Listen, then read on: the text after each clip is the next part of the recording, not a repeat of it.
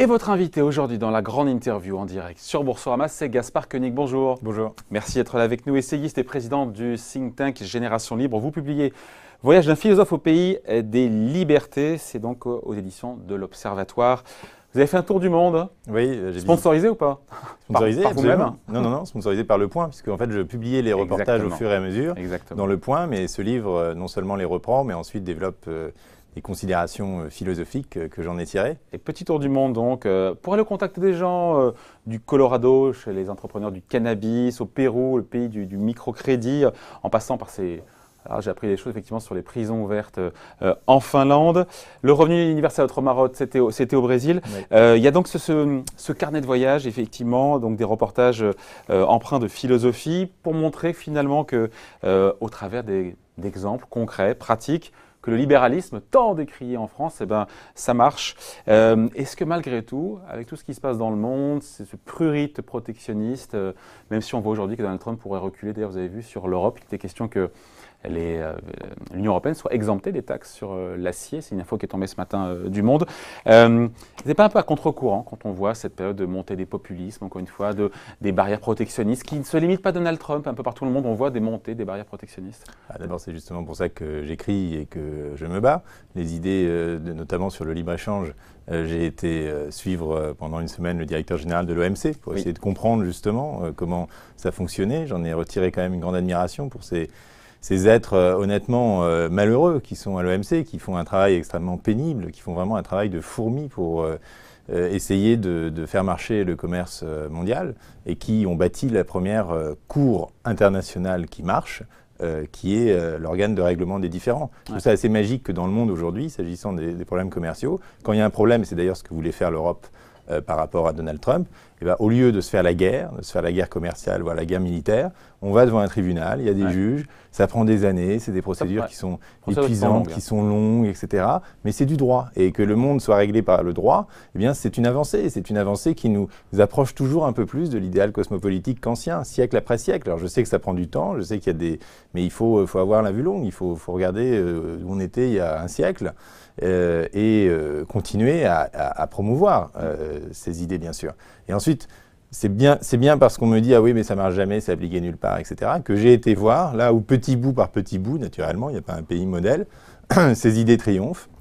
Alors bien sûr, la définition du libéralisme, elle reste à inventer, et chacun la réinvente. Politique et économique, encore une fois. Politique, économique, institutionnelle, sociale, sociétale. Moi, je pense que c'est un tout. C'est une doctrine qui est fondée sur la liberté de choix de l'individu et qui pense que le rôle du gouvernement, c'est de mettre en place ce système d'incitation approprié pour que cette liberté de choix soit maximum. Et ça après, c'est une question de curseur. Où est-ce qu'on met le curseur entre la liberté individuelle et un État qui est là pour faire respecter les règles, pour ne pas trop intervenir? C'est une question, voilà, je vois pas trop le curseur. Moi, j'ai aucun problème à ce que l'État pose des règles.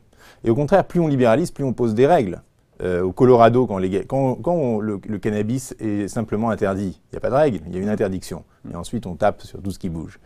Quand il est légalisé, c'est là qu'il faut des règles pour savoir comment le marché est organisé, comment on s'assure que le consommateur consomme un bon produit. Et donc, on met en place toutes sortes de politiques qui sont des politiques de détail, qui sont compliquées. Et c'est pareil sur les prisons ouvertes. C'est facile de mettre tout le monde en prison, derrière des murs et des barreaux, et de dire, bon, bah, maintenant, vous êtes là pour 5 ans, et puis on vous donne un peu de nourriture, et on vous tape dessus de temps en temps. C'est facile, c'est ce qu'il y a de plus facile, c'est ce qu'il y a de moins compliqué pour l'État. Alors, ce qu'ont fait les Finlandais. En revanche, voilà, ce qu'ont fait les Finlandais, mais en fait, ce qu'ont fait les pays scandinaves, ce qu'ont fait la France, ce qu'a fait la France d'ailleurs avec la prison de Casabianda en Corse, donc ça a une longue histoire, les prisons ouvertes, c'est de dire, bon, bah, on va faire des espaces ouverts.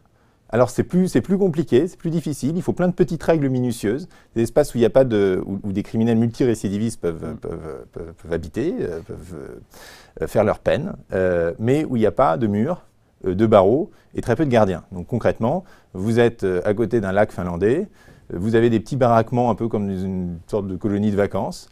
Les prisonniers sont dans des modules de 6, ils ont la clé de leur chambre, ils sortent, ils viennent, ils vivent leur vie. Ils s'évadent aussi parfois.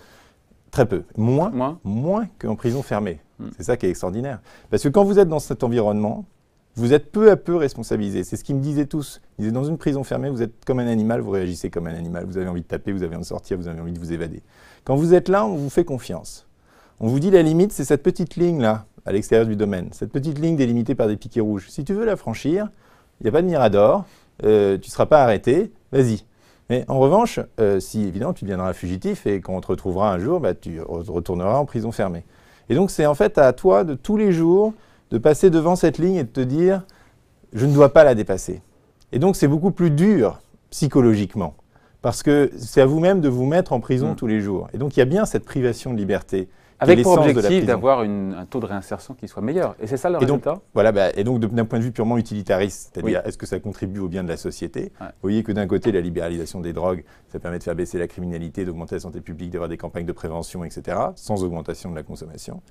Et que de l'autre côté, les prisons ouvertes, ça permet de faire baisser la récidive et c'est moins coûteux pour la collectivité, ça coûte 2 fois moins cher de constituer ces espaces un peu ouverts et donc assez légers au niveau des structures que de construire des pénitentiaires à haute sécurité. Alors, ça ne s'applique pas pour tous les prisonniers, enfin ça s'applique pour un tiers des prisonniers en fonction de leur comportement, de leur potentialité à exploiter au mieux ce type d'environnement. Ça ne réussit pas toujours, mais je trouve que voilà, les politiques fondées sur la liberté sont plus ingénieuses, plus difficile, demande plus d'efforts de la part de l'administration. Donc, ce n'est pas l'idée qu'on va abolir l'État, c'est l'idée qu'on va lui demander de construire les bons systèmes d'incitation. On l'a compris, vous êtes un libéral convaincu, notamment sur les questions économiques, mais qu'est-ce que vous répondez à vos adversaires qui ont raison quand ils vous disent que libéralisme, et on le voit partout, ça rime avec inégalité, ça rime avec injustice. C'est ça la réalité. Notamment aux États-Unis, quand on voit que toute la croissance de ces dernières années est allée aux 1% les plus riches, et qu'il y a une stagnation des revenus de la classe moyenne.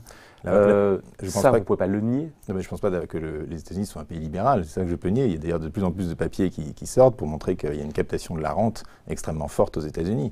Et le problème pour moi, c'est moins la constitution des inégalités que la mobilité sociale. À partir du moment où chacun a sa chance dans le système, ensuite les inégalités sont, elles, liées à la capacité d'innovation. C'est ce que montre très bien Philippe Aghion. C'est un processus schumpeterien. Je ne suis pas pour une société où tout le monde serait égal, c'est clair, mais je suis une société où tout le monde a la chance de participer à ce grand flux économique et de se constituer son propre capital. Quand j'étais voir Hernando de Soto au Pérou, il a cette réflexion, et que j'ai regardé le microcrédit, il y a cette réflexion extrêmement intéressante. Il dit, pour aider les pauvres, et quand vous êtes au Pérou, vous voyez ce que c'est.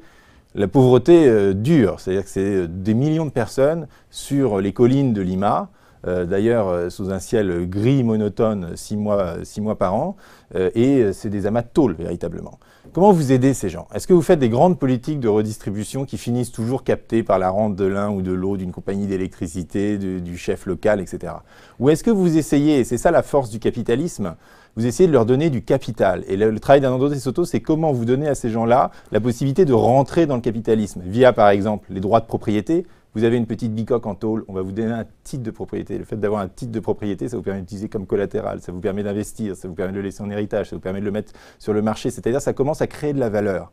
Ensuite, vous faites un petit business informel, vous êtes vendeur de chaussures, vous êtes harcelé par la police, comme Bouazizi, qui a déclenché le printemps arabe. C'était un petit entrepreneur, un petit businessman, mais informel, illégal. Qu'est-ce qu'il veut, lui? Il ne veut pas de la redistribution, il veut qu'on le laisse exercer son activité. Et donc, vous commencez à donner à ces gens-là des titres pour permettre d'avoir un business légal. Et puis, troisièmement, et c'est ce qui m'intéressait le plus au Pérou, c'est le microcrédit. C'est-à-dire, vous dites, le système bancaire traditionnel ne veut pas leur prêter parce qu'il n'y a pas de collatéral, ou très peu de collatéral. Et donc, les gens ne veulent pas prendre un risque où il n'y a pas de garantie. Le collatéral, c'est le fait de pouvoir mettre une hypothèque sur un bien. Voilà, le fait de dire, si je ne rembourse pas, vous récupérez ma maison, ma voiture, ma machine à laver, etc. Bon, ces gens-là, grosso modo, il n'y a pas grand-chose ils n'ont pas grand-chose à offrir en collatéral. Et la magie du microcrédit, c'est d'abord parce que les sommes prêtées sont faibles, mais c'est surtout qu'elles sont prêtées sur la confiance, sans collatéral. Et c'est un peu le principe des prisons ouvertes. On va dire aux gens, c'est pas parce que vous êtes pauvre, c'est pas parce que vous êtes criminel, que vous n'êtes pas capable d'utiliser votre rationalité, de vous responsabiliser. Faire confiance dans l'individu. Moi, les gens que j'ai rencontrés honnêtement dans les banlieues de Lima sont beaucoup plus responsables financièrement parlant que moi. Parce qu'ils n'ont pas le choix. C'est des homo economicus rigoureux qui savent exactement calculer leur taux d'intérêt et qui savent combien de pièces de vêtements ils doivent vendre dans la journée pour pouvoir rembourser leurs prêts, pour pouvoir petit à petit rentrer dans le cycle de la création de richesse. Et vous voyez des bidonvilles qui sont devenus en fait des zones pavillonnaires de classe moyenne au fur et à mesure parce que les gens ont réussi à créer du capital. Alors je sais que tout ça prend du temps, tout ça est dur, mais je pense que c'est le bon moyen précisément pour lutter contre la pauvreté. Alors, c'était l'un des prophètes, c'est l'un des prophètes du libéralisme. Vous parliez, c'était pendant la campagne présidentielle, vous parliez juste avant la victoire d'Emmanuel Macron du président en ces termes-là, dans une tribune publié au Monde. Est-ce que vous êtes toujours d'accord un an après? Alors, le titre du Monde était franchement de mauvaise foi. Vous savez que c'est les journalistes qui ont la main sur le titre des articles. La phrase exacte était Emmanuel Macron n'est sans doute pas le messie du libéralisme, mais peut-être un de ses prophètes. Et le titre de l'article est devenu c'est le prophète du libéralisme. Donc, je me permets quand même de nuancer ça. Et d'ailleurs, je réclame les droits d'auteur sur les titres des articles. C'est un autre combat à mener pour nous redonner du capital aussi. Et sinon, sur Emmanuel Macron, moi, je représente un peu l'orthodoxie libérale. Donc, même si je me félicite d'un certain nombre de réformes qui vont dans le bon sens, il est bien normal que je critique par rapport au modèle idéal qui est le mien. C'est mon rôle, quelque part. Et donc, par rapport à ce modèle, on est sûr qu'on est très, très loin du libéralisme. D'abord parce que sur le plan de la pratique politique et de la conception des institutions et du pouvoir, c'est quand même extrêmement autoritaire. Et ça a achevé l'élimination du Parlement et du rôle du Parlement. C'est pour moi il est autoritaire dans sa conception et dans sa pratique des institutions? Oui, complètement. Bah, vous le voyez, d'abord, mais il l'a toujours assumé. Il l'a assumé pendant la campagne. En même temps, c'était très honnête. Il disait les Français, il manque un roi. Le pouvoir exécutif est responsable devant le peuple. Il décide de tout, c'est ça? C'est-à-dire que quand vous parlez avec des députés aujourd'hui, ils vous parlent des ministres comme de leur supérieur hiérarchique. Ils n'ont pas compris que normalement il y a une différence, il y a une séparation des pouvoirs et que le législatif il fait les lois et que l'exécutif est censé les exécuter. On n'est pas du tout là. On a front renversé. On est dans un truc extrêmement vertical où tout remonte au cabinet de l'Élysée. Donc il est autoritaire et jacobin, c'est ça que vous le reprochez? C'est autoritaire comme sensation du pouvoir, il y a peut-être besoin pour réformer un certain nombre de choses, mais enfin moi je suis fidèle à ma doctrine. Deuxièmement, effectivement, il est très jacobin dans sa conception du territoire, c'est-à-dire que la suppression de la taxe professionnelle, l'attitude vis-à-vis de la Corse ne va pas dans le sens…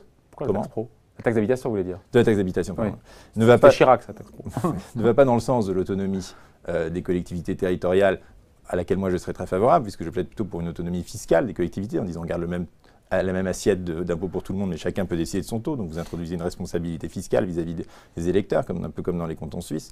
Bon, c'est pas du tout à l'agenda. Ensuite, sur le plan sociétal, tout ce qui est liberté publique, ça va pas vraiment dans le bon sens. Attitude vis-à-vis des immigrés ou des demandeurs d'asile dont on augmente le temps de rétention administrative alors que ces gens-là n'ont commis aucun délit, l'inscription d'un certain nombre de mesures de l'état d'urgence dans le droit commun, et puis l'absence totale de réflexion réelle sur, par exemple, la légalisation du cannabis, qui est quand même consommé par 5 millions de personnes par an en France, montre que dans les libertés sociales, sociétales, publiques, on est plutôt au point mort. Et enfin, sur le plan économique, il y a des choses qui sont très bien, mais en même temps, je me demande un peu où est passée la lutte contre les rentes, qui était un peu son mot d'ordre, qui était assez… De quelle rente vous parlez? Les professions réglementées, vous avez aujourd'hui la loi Grand-Guillaume, par exemple, qui vient de mettre mise en application, qui met sur les VTC, qui met sur le carreau des milliers de personnes qui avaient un emploi, un job, qui se sont endettées pour acheter une voiture et qui se retrouvent à la rue parce qu'ils n'ont pas réussi un examen couillon où on leur demande de définir le mot anachronique. Donc voilà, où en est-on de l'ouverture des marchés, de la suppression des statuts? Alors on commence par les cheminots, bon. Très bien. Justement, tiens, très intéressant. Oui. C'est le gros test, on peut dire le plus gros test social du gouvernement, avec des grèves dans les transports aujourd'hui et des grosses manifestations pour défendre les services publics. On a Philippe Martinez ce matin, leader de la CGT, qui dit qu'il faut plus de fonctionnaires.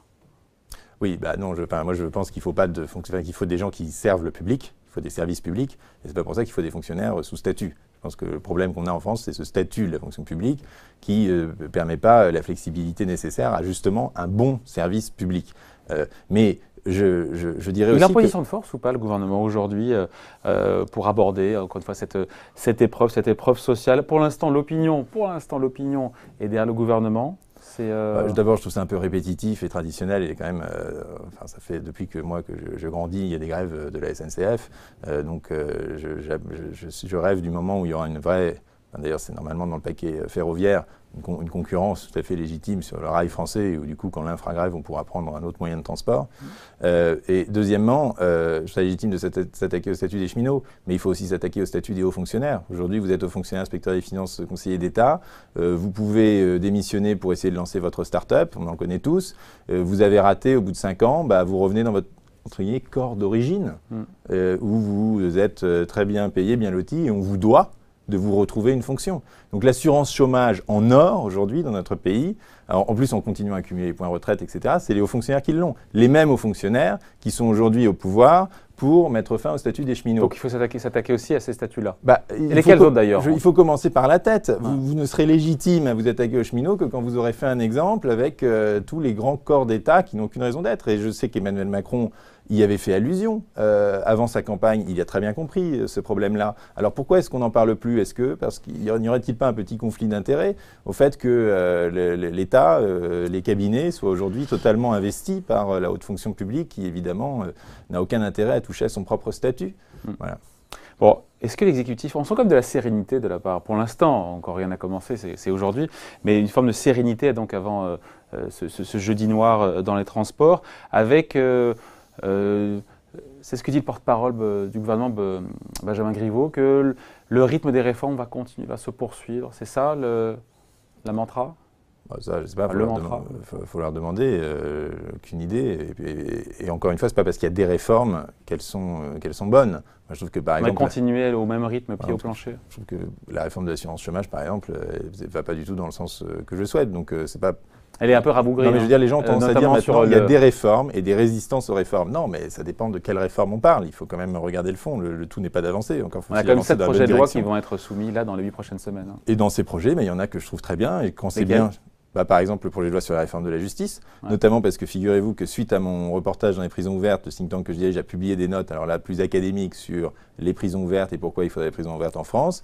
Et suite de tout un concours des circonstances que je vous épargne, la ministre de la Justice a expliqué au Parlement que la France allait construire 15 prisons ouvertes de 100 places chacune durant le quinquennat. Vous avez mis votre pierre à l'édifice. Pour moi, c'est contribuer à... Contribuer en tout cas, et pour moi c'est formidable. Parce que je me dis, mais enfin, cette réforme dont on parle depuis longtemps, Jean-Marie Bockel avait essayé en 2010, enfin il y a une longue histoire de ça. Vous savez, à chaque fois qu'on gratte ces sujets-là, on s'aperçoit qu'il y a plein de gens qui ont essayé avant vous. Bon, là, tout d'un coup, ça éclot. Et c'est vrai qu'on a le sentiment que parfois, c'est un gouvernement qui ose. Et que quand ça va dans le bon sens, ça peut être assez rapide en effet. Voilà. Donc à lire, Gaspard Koenig, Voyage d'un philosophe au pays des libertés. C'est aux éditions de l'Observatoire. Merci donc Gaspard Koenig. Et donc l'invité aujourd'hui, essayiste, président du think tank Génération Libre, qui était l'invité de la grande interview en direct sur Boursorama. Merci. Merci.